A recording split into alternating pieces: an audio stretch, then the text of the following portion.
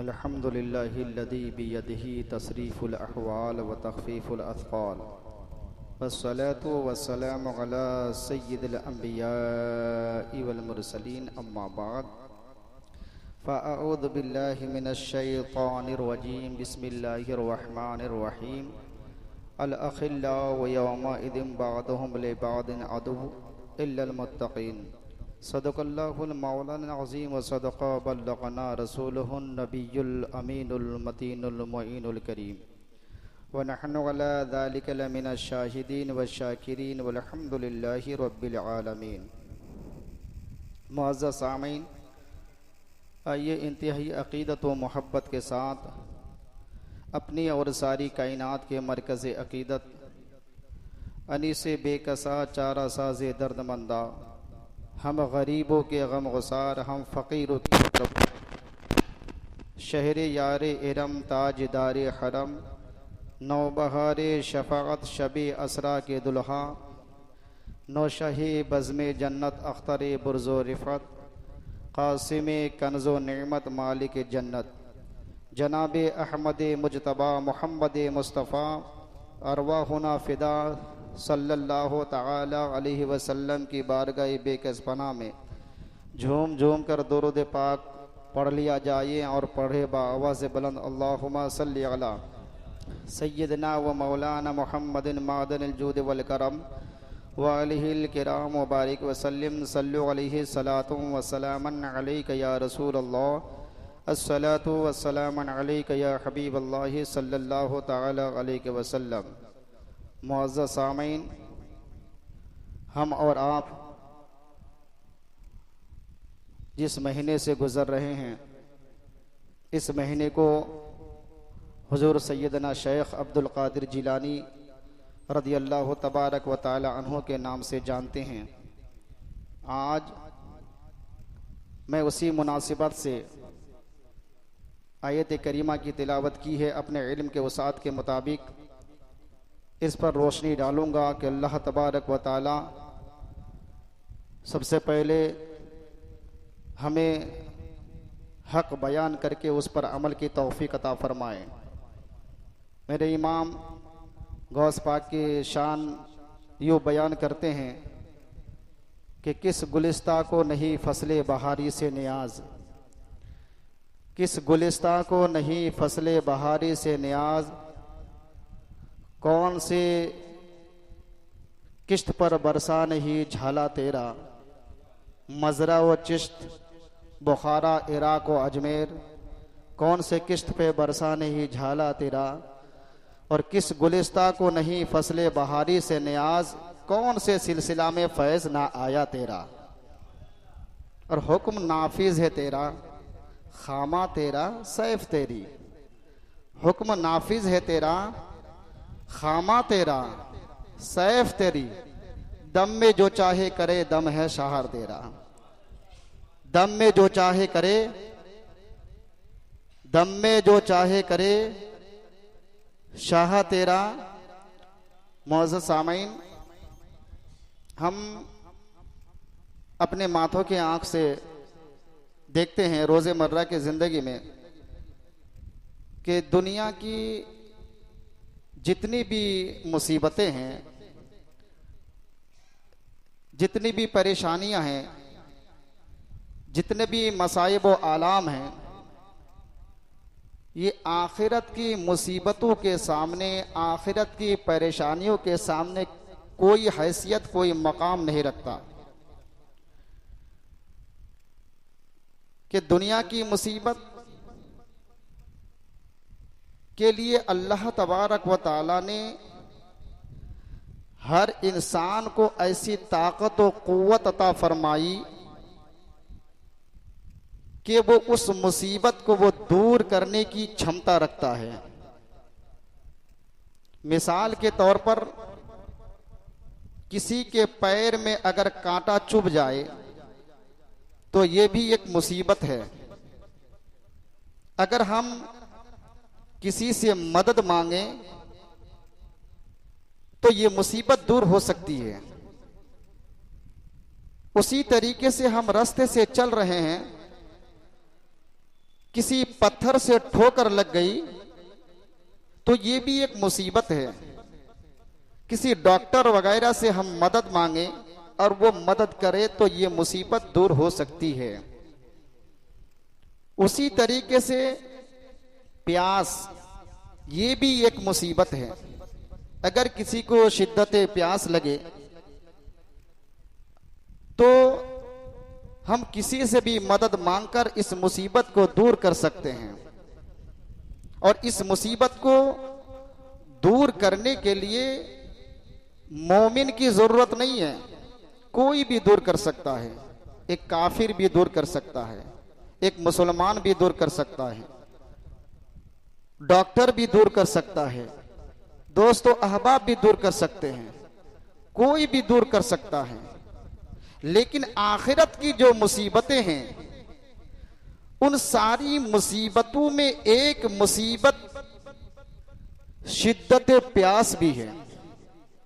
आका अलैहिस्सलात व तस्लीम फरमाते हैं कि कल क़यामत के मैदान में सब नफ्सी नफ्सी के आलम में होंगे, वहां प्यास भी होगी और शिद्दत प्यास ऐसी होगी कि दुनिया में अगर किसी इंसान को प्यास महसूस हो तो उसको दूर करने के लिए 4 सैराब आते हैं, पानी लेकर के आते हैं। लेकिन जो आखिरत की जो प्यास है, आका अलैहिस्सलाम फरमाते हैं कि उस प्यास को हर कोई दूर नहीं कर सकता जब तक कि अल्लाह और उसके रसूल सल्लल्लाहु ताला अलैहि वसल्लम का फضل और करम ना हो जाए, अल्लाह का उस पर फضل ना हो जाए, रसूल कायनात का करम ना हो जाए, तब तक के कोई इमदाद नहीं कर सकता। तो आखिरत की जो मुसीबतें हैं वो हर कोई दूर नहीं कर सकता। दुनिया में कितनी ही शिद्दत प्यास महसूस हो मगर जबान ये सीने पर नहीं लटकती, जबान ये सीने पर नहीं आती। लेकिन जो आखिरत की प्यास है, जरा मुलाहिजा करे, जो आखिरत की प्यास है, आका अलैहिस्सलाम फरमाते हैं कि वहां की प्यास तो इतनी शिद्दत से होगी कि जबान सीने पर लटकी हुई होगी, जबान सीने पर लटकी हुई होगी, कोई इमदाद करने वाला ना होगा, कोई मदद करने वाला ना होगा उस प्यास को बुझाने के लिए। क्योंकि कयामत के मैदान में तो हर एक नफ्सी नफ्सी के आलम में होंगे, हर कोई वहां प्यासा होगा। इतनी फुर्सत नहीं मिलेगी अपने वजूद को देखने के लिए कि अपने वजूद को हम देख सके। और वहां की मुसीबत का आलम यह है, अल्लाहु अकबर, उन सारे मसाइब वो आलम जो दुनिया में हमने कमाए हैं, जो गुनाह दुनिया में हमने कमाए हैं, वो सब के सब हमारे आंखों के सामने होंगे। ये देख करके आंखों से आंसू बहने लगेंगे। जरा याद तो करें, अगर दुनिया में कोई इंसान मुसलसल 1 घंटा या 2 घंटा रोए, अल्लाहु अकबर, तो आखिर में अंजाम ये होता है कि उसका सर दर्द करने लगता है, आंखें दुखने लगती है, हल्क सूखने लगता है। लेकिन अल्लाहु अकबर, वो सारे बुरे आमाल जब हमारे आंखों के सामने कयामत के मैदान में होंगे, जब सब कोई नफ्सी नफ्सी के आलम में होंगे, आंखें उन बुरे आमल को देखेंगे। अल्लाहु अकबर, यहाँ तो कोई पुरसानी हाल नहीं है, मदद भी कोई करने को तैयार नहीं। बाप भी भागते हुए नजर आएंगे, बेटे भी भागते हुए नजर आएंगे, माँ भी भागती हुई नजर आएंगे, दोस्तों अहबाब भी भागते हुए नजर आएंगे। उस वक्त आंखें, अल्लाहु अकबर, आंखों से आंसू नहीं बहेंगे बल्कि आंखें बहेगी, आंखें बंद होंगी और आंखें बंद करके आंखों की दीदे बहती हुई नजर आएगी। और ये मैं अपनी तरफ से नहीं कहता, ऐसे वक्त में अहले सुन्नत के इमाम कहते हैं, इलाही जब बहे आंखें हिसाबे जुर्म में, जब जराइम की वजह से, जब गुनाह की वजह से, जब आंखों आंखों से आंखें आंसू नहीं बल्कि दीद बहने लगे। अल्लाह अकबर, ऐसे वक्त में हम कहाँ जाए? आज तो अल्लाह अकबर फरामीन रसूल को हम तर्क कर बैठे हैं। हमारे पास जो है कि नहीं कोई भी आमाल नहीं है। अल्लाह अकबर, हमें करना क्या है, नहीं करना क्या है, करना नहीं क्या है, अल्लाह अकबर, इस पर हमारी तवज्जो नहीं है।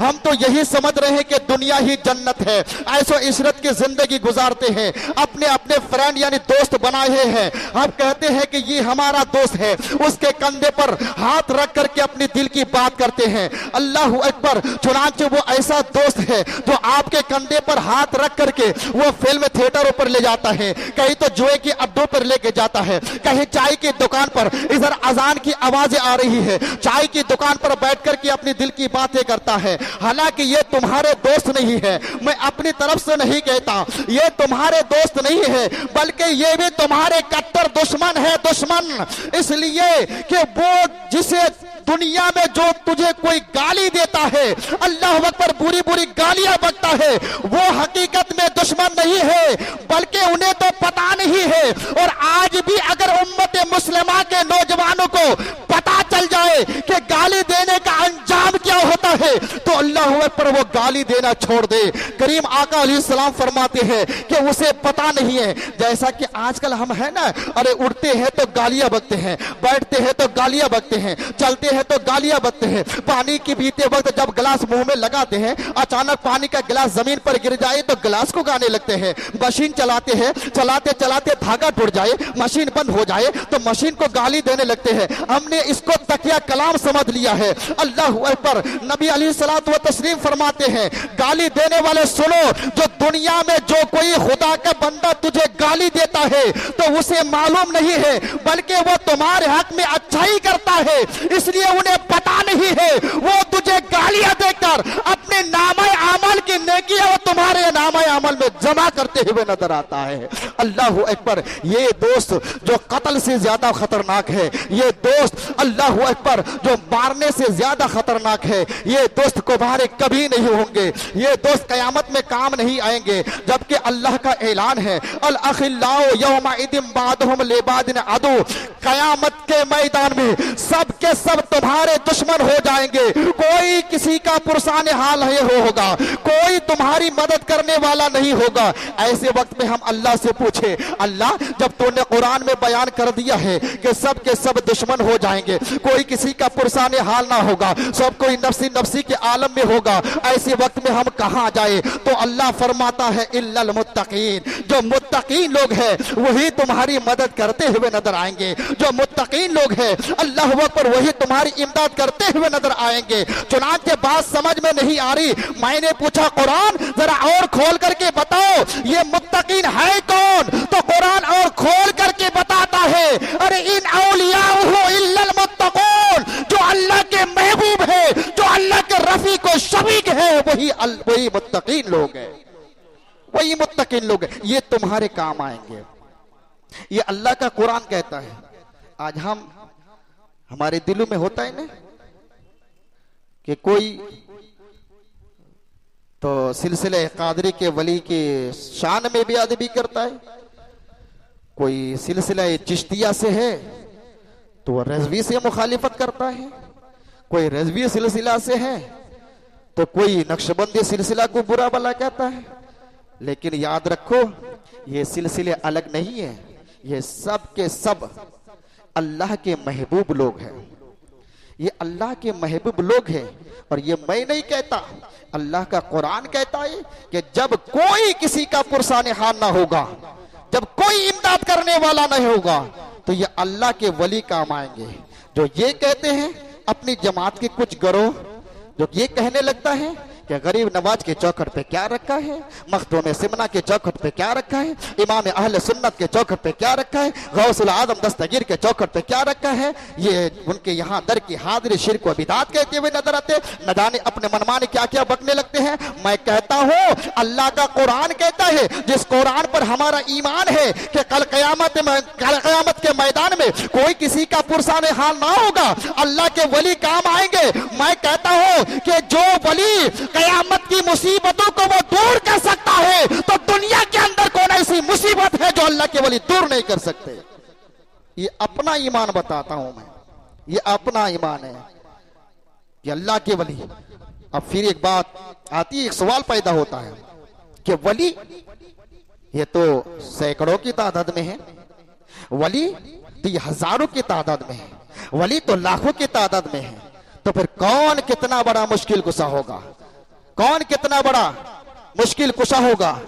चुनांचे तो फिर जब ये सवाल हमारे जहनों में आता है कि वली हजारों लाखों की तादाद में, तो सबसे बड़ा मुश्किल कुशा कौन होगा, बड़ी बड़ी परेशानियों को दूर करने वाला कौन होगा। तो यहाँ वहां इधर उधर जाने की जरूरत नहीं है, चलो बरेली में चलो, इमाम अहले सुन्नत से पूछते हैं, ए इमाम अहले सुन्नत के इमाम, जरा बता तो दीजिए कि इस कायनात के अंदर, इस विलायत कायनात में, तमाम विलायत वलियों में सबसे बड़ा रुतबा किसका है, सबसे बड़ा मकाम किसका है। तो इमाम बरेली के ताजदार सरजमीन बरेली से पुकार उठते हैं, मुझसे क्या पूछते हो, अरे शुक्र के जोश में जो है वो तुझे क्या जाने, खिदर के होश से पूछे कोई रुतबा तेरा, अगर पूछना ही है तो हमसे क्यों पूछते हो, जाकर के खिदर से पूछो, वो आपको बताएंगे कि विलायत के विलायत के दुनिया में तमाम वलियों में सबसे बड़ा मकाम किसका है। तो शेख अब्दुल हक मुहद्दिस अशअतुल लमात के अंदर लिखते हैं कि हजरत खिदर से एक की मुलाकात हुई और पूछा खिदर अलैहिस्सलाम से, ए खिदर जरा बताए तो सही, आपकी मुद्दत तो बहुत लंबी है, आपकी उम्र बहुत लंबी है, आपने हुजूर को भी देखा है, अल्लाह अकबर, आपने गौसुल आजम दस्तगीर को भी देखा है, नबी पाक सल्लल्लाहु अलैहि वसल्लम के तमाम वलियों की आपने जियारत भी की है, देखा भी है, और कयामत तक आप देखते रहेंगे, जरा बताइए तो सही कि विलायत की दुनिया में सबसे बड़ा मकाम किसका है। तो हजरत खिदर अलैहिस्सलाम कहते हैं कि हजरत आदम से लेकर के हजरत ईसा अलैहिस्सलाम तक और उम्मत मुहम्मदिया, अल्लाहु अकबर, नबी पाक के जमाने से लेकर के कयामत तक अब्दुल कादिर जैसा कोई पैदा हुआ है ना कयामत तक हो सकता है, हो सकता है।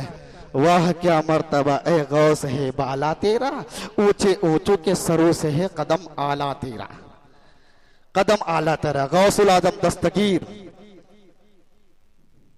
कौन वली है? गौसुल आजम दस्तगीर कहते हैं कि अल्लाह ने मुझे मुहियुद्दीन बना करके भेजा है, मुहियुद्दीन बना करके भेजा है। अब मुहियुद्दीन दीन को जिंदा करने वाले लोग कहते हैं कि गौसे पाक की करामत लोग बयान करते हैं कि गौस पाक ने मुर्दे को जिला दिया, मुर्दे को जिंदा कर दिया, लेकिन हमारा अकीदा तो यह है, इसमें कौन सी बड़ी बात है। गौसे आजम जब दीन को जिंदा कर सकते हैं तो उनके लिए मुर्दा जिंदा करना कौन सी बड़ी बात है। उन्होंने तो बचपन में एक मुर्दे को जिंदा किया है।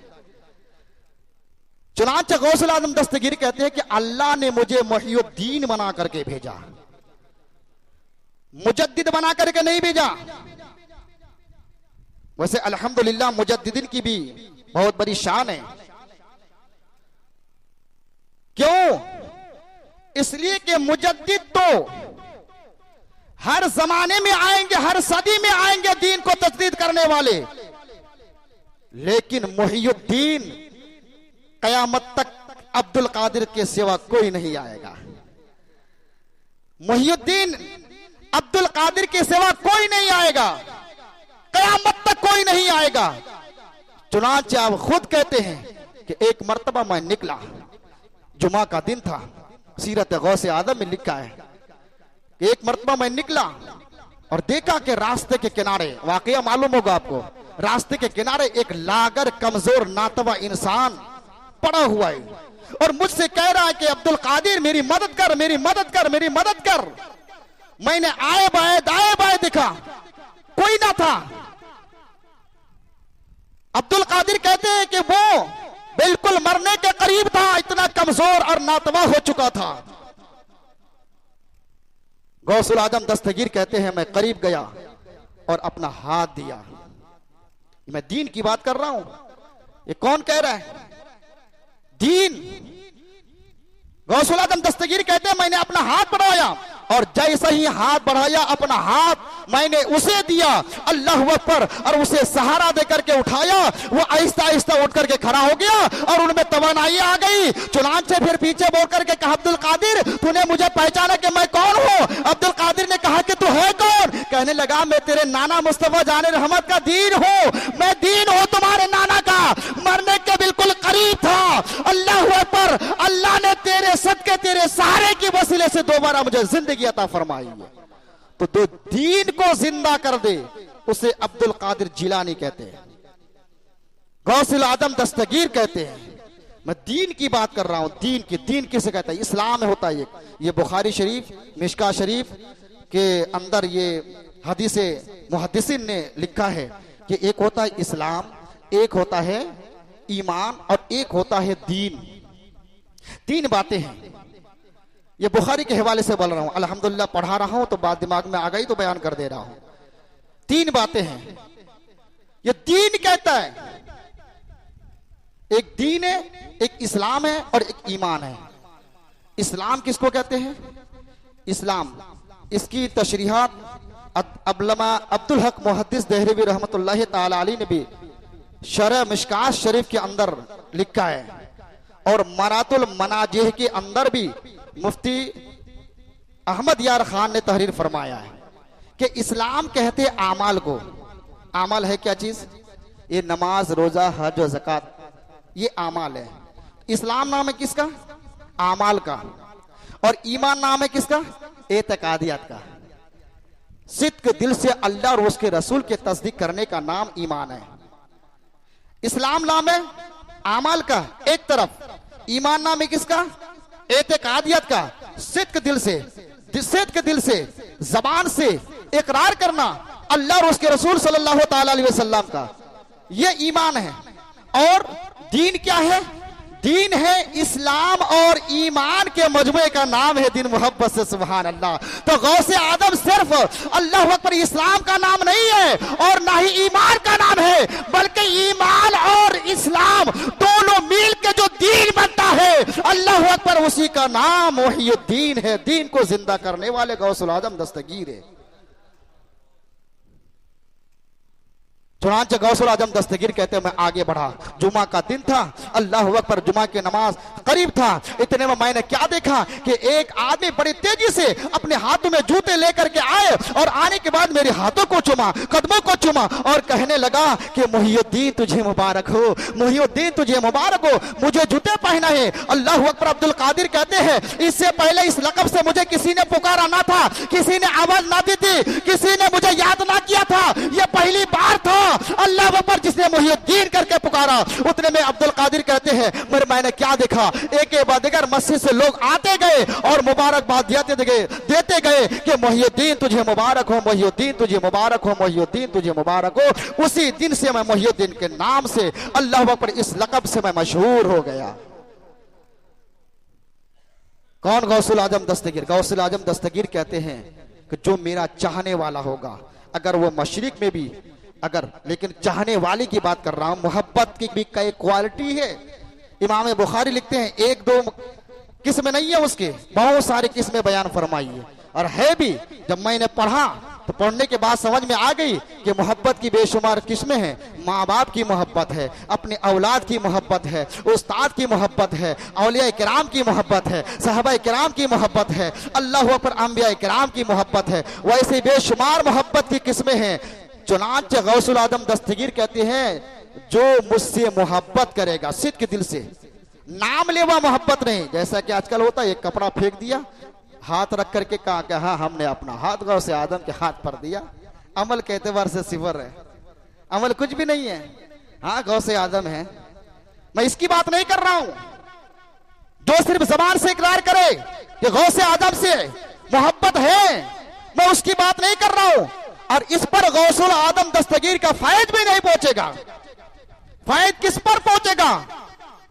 उन पर फैज पहुंचेंगे जो सिद्क दिल से गौसुल आजम से मोहब्बत करेगा। गौसे आदम तो कहते हैं कि जो मेरा मुरीद होगा, एक मुरीद होता है, एक मुरीद खास होता है। जो मेरा मुरीद होगा, मुरीद खास की बात करो, सच्चे दिल से अपना हाथ मेरे हाथ में दे करके मेरे सिलसिले में दाखिल होगा, वो कभी भी परेशान हाल नहीं होगा, वो कभी भी परेशान हाल नहीं होगा। दुनिया की कोई मुसीबत उस पर आ ही नहीं सकती। अल्लाह अकबर। और इसी बात को हुजूर सरकार गौसुल आदम के इस फरमान को तो ये महररा के अच्छे मियां यूं बयान करते हैं कि गुलाम गौसे आदम बेकसो मुस्तर नमी मानम, गुलाम गौसे आदम बेकसो मुस्तर नमी मानन, अगर मानद शबे मानद शबे दिगर नमी मानद। जो गुलाम गौसे आदम होगा, जो गौसे आदम का पक्का मुरीद होगा, जो पक्का चाहने वाला होगा, जो उनका सच्चा यकीन महबूब होगा, वो कभी भी परेशान हाल नहीं होगा, वो कभी बेबस और बेकस नहीं हो सकता।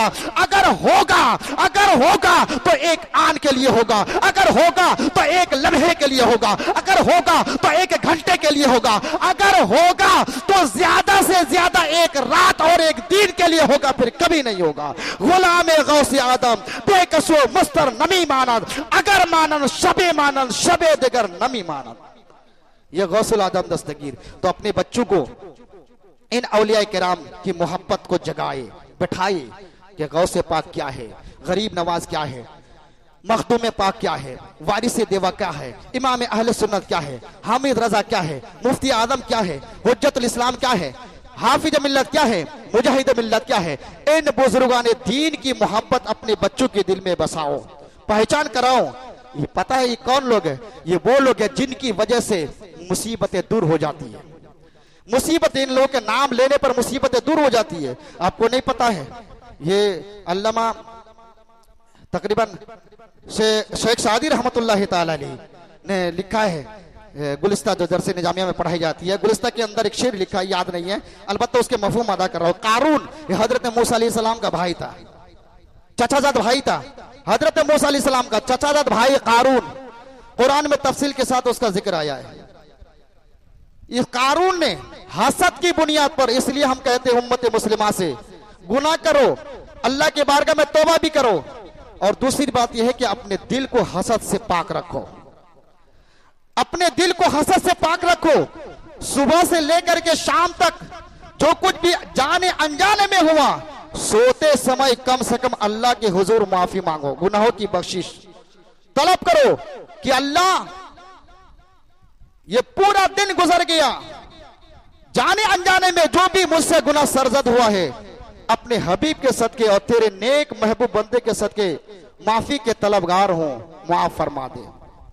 जब बंदा कोई गुनाह करता है ना, तो फरिश्ते हाजिर हो जाता है, लिखने को तैयार हो जाता है। वो किरामन कातिबीन है, वो लिखने को तैयार हो जाता है। रब फरमाता ये मेरा बंदा है, फरिश्तों रुक जाओ, ना लिखो, इनके बुरे अमल को ना लिखो, अभी भी टाइम है, ये मेरा बंदा मेरी बारगाह में तौबा कर लेगा, अभी भी वक्त है, ठहरो। जोहर का वक्त गया, असर का वक्त गया, मगरिब का वक्त गया, ईशा का वक्त गया, जब सोने का वक्त आ गया, वो बंदा करता क्या है? बंदा से मुराद क्या है? हम क्या करते हैं? बिस्तर पर लेटते अपने हाथ में मोबाइल लेकर के पिक्चर देखते हैं, चुटकुले वगैरह सुनते हैं, न जाने क्या क्या देखते हैं, लेकिन उसी हालत में अल्लाहू अकबर सो जाते हैं। और खुदा ना खास्ता उसी रात हालत नींद में अगर रूह जिस्म से अलग हो गई तो हमारा अंजाम क्या होगा? कभी हमने सोचा है? कभी हमने सोचा है? नहीं सोचा है। इसलिए आओ अल्लाह के वलियों के नक्शे कदम पर चलो और हर वक्त हर लम्हा तौबा करते रहो। ये मत सोचो कि हमने गुनाह किया है तो अल्लाह माफ करेगा कि नहीं करेगा, अल्लाह माफ करेगा कि नहीं करेगा। यही तो बात आती है हदीस पाक में, कलम आता है ना, अर्श कुर्सी लो कलम। ये कलम को जब अल्लाह ने पैदा किया, ये ज़ौक़ खिताबत के अंदर अबुल वफा नूरी साहब लिखते हैं, बहुत अच्छी नुक्ते उनमें लिखी हुई है। कलम को जब अल्लाह ने पैदा किया ना, तो अल्लाह ने फरमाया कलम अब लिख। क्या लिखूं? कलम ने कहा कि अल्लाह क्या लिखो? लिख, आदम और उनके उम्मतों को लिखो। लिखना शुरू कर दिया। सीस और उसके उम्मतों को लिखो, इब्राहिम और उनके उम्मतों को लिखो, मूसा और उनके उम्मतों को लिखो। एक के बाद दिगर लिखता गया और आखिर में जब नौबत आई ऐ कलम अब लिख, तो कलम ने कहा कि अल्लाह अब मैं क्या लिखूं? तो अल्लाह ने फरमाया कि मोहम्मद का नाम लेकर उनके गुलामों का नाम लिख। इतना सुनना था, वो कलम फट गया।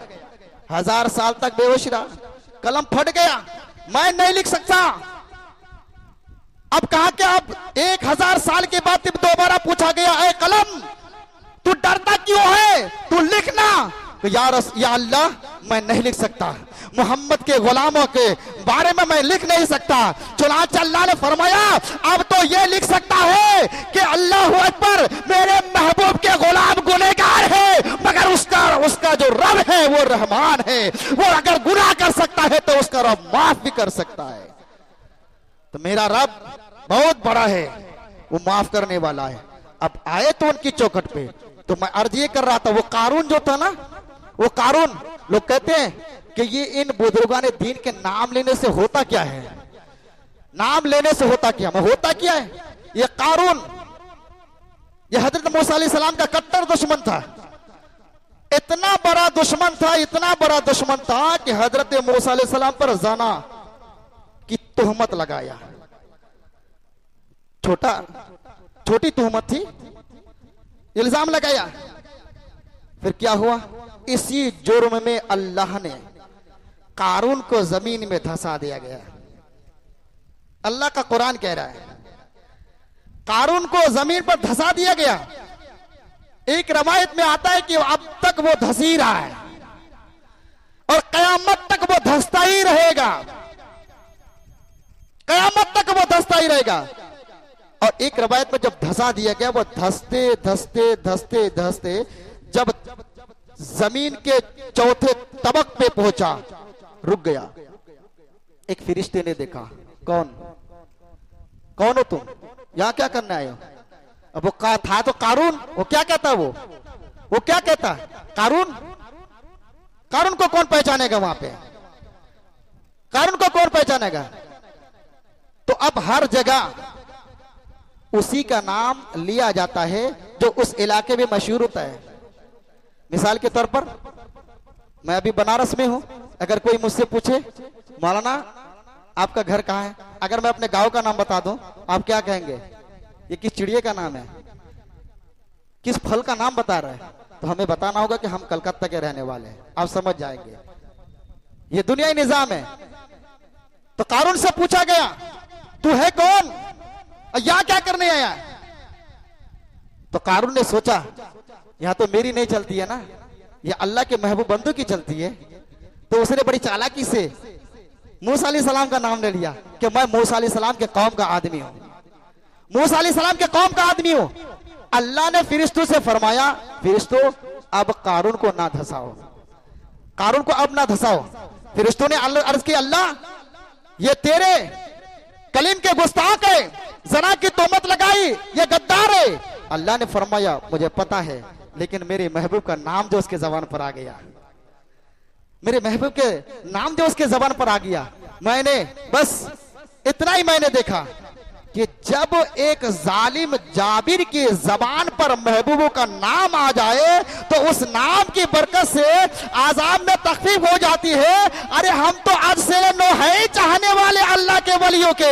अगर हम अपनी जबान पर गौस पाक का नाम ले, गरीब नवाज का नाम ले, मखदूम सिमरा का नाम ले, बाबा फरीद का नाम ले, निजामुद्दीन औलिया का नाम ले, बाबा कुतुब का नाम ले, तो हमारा बेड़ा पार क्यों नहीं होगा, हमारा बेड़ा पार क्यों नहीं होगा। इसलिए उठते बैठते चलते फिरते अपने बच्चों को औलिया किराम की तालीम दीजिए, औलिया किराम की तालीम दीजिए। ये वो हस्तियां है, ये वो हस्तियां है अल्लाह अकबर की, इनके नाम की बरकत से दुनिया भी सवर जाती है और आखिरत भी सवार जाएगी। इसलिए कि अल्लाह का ऐलान है, अल अखिल्लाउ यौमा इदिन बादुहुम लिबाद अदु इल्लल मुत्तकीन। कल कयामत के मैदान में जब कोई किसी का पुरसानेहा ना होगा, तो सब नफ्सी नफ्सी के आलम में हो गए। ऐसे वक्त में अल्लाह के वली काम आते हैं और कयामत की मुसीबतों को वो दूर करते हैं। ये अल्लाह का कुरान कह रहा है कि जो वली कयामत में कयामत की मुसीबतों को दूर कर सकता है, तो हमारा ईमान है कि दुनिया की मुसीबतें भी वो दूर कर सकते हैं। तो अल्लाह की बारगाह में ये अरीजा है कि हम सारे मुसलमानों को औलिया किराम के सच्ची पक्की मोहब्बत अता फरमाए। और मुरीद होने से पहले आखिरी बात अर्ज करता चलो, आजकल तो टोकरे का टोकरे पीरो मुरीद मिलते हैं। अल्लाह ने आपको इतनी बड़ी अकल दिया है, समझने की बात है, नाराज होने की बात नहीं है। इतनी बड़ी अकल दिया है,